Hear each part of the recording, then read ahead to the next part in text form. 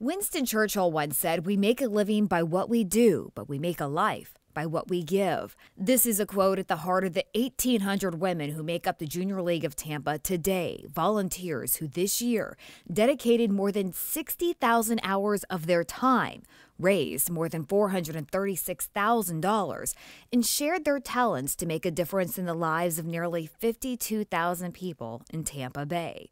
While our demographics have changed over the last 89 years, the heart of why we do what we do has never wavered. So let's take you back in time to April 2nd, 1926. This is when a group of 22 women from some of Tampa's most influential families met for the first time with one common goal: to improve the lives of their community's most needy families. They established the Tampa Junior Service League, which was to become the Junior League of Tampa. These pioneering women set out to bridge the gaps where help was needed most in Tampa. Among their service, bringing children who otherwise would not have transportation to the doctor and to a free dental clinic set up by the city. They assisted school nurses and provided food, clothing, and Christmas gifts to needy families. In that first year, the organization, which grew to 118 members, gave 6,350 hours of their time and raised $1,800 through a circulating library they established, a tea room, and a charity ball. But even as the Great Depression cast a shadow on families throughout the United States, JLT members not excluded, they pressed on, setting up a salvage shop in partnership with the Tampa Unemployment Council to help employ jobless women. But perhaps the most significant impact during those early years came through the partnership with the Pine Health Preventorium, a children's tuberculosis home which was a great need in Tampa at the time.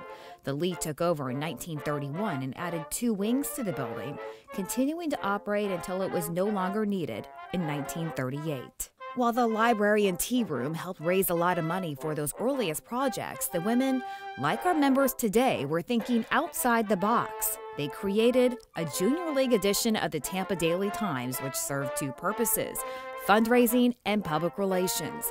League members spent 6 weeks writing articles and selling ads, and then sold the paper for as much as they could get. And as we head through the decades, the needs of our community changed. So the focus of the League's efforts conformed to those changes. In the 1940s, we were a country at war. It was the women of the Junior League of Tampa who founded and financed the Civilian Defense Volunteer Office. Members also volunteered with the USO and the Red Cross. No fundraisers were held for 7 years, so members could focus on the war effort. Still, members found a way to purchase an X-ray machine for the county sanatorium, as TB was still a threat here at home. We are proud of the impact of the work of JLT's first generations of members, impact that is still felt today here in Tampa Bay.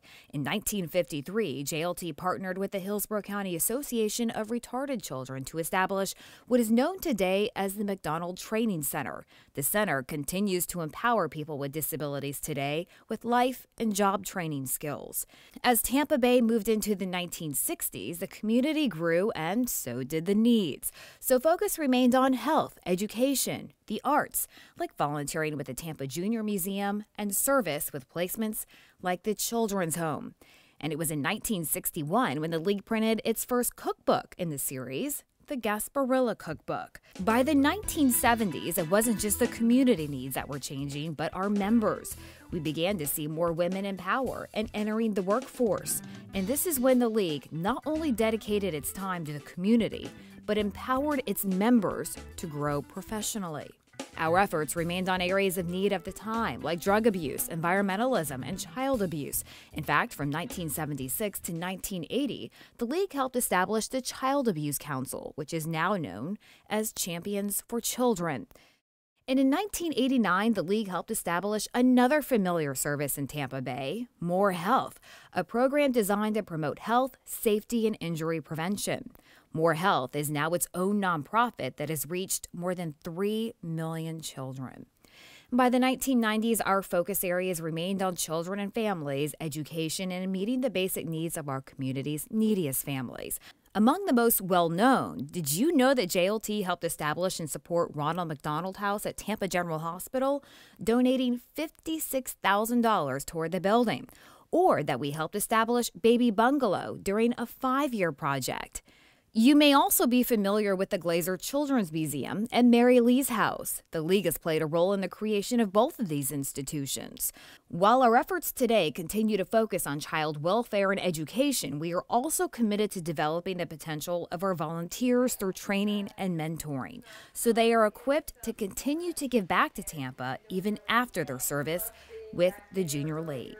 But it's much more than service. Our members are also strong advocates in our community, playing a role in the passing of the Safe Harbor Act in 2013, which ensures the safety of child victims of human trafficking and ensuring that once they're rescued, they are placed in the care of child welfare professionals and not the juvenile delinquency system.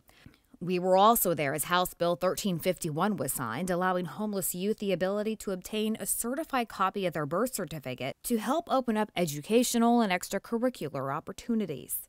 And January 2014's expansion of legal foster care services to the age of 21 in Florida.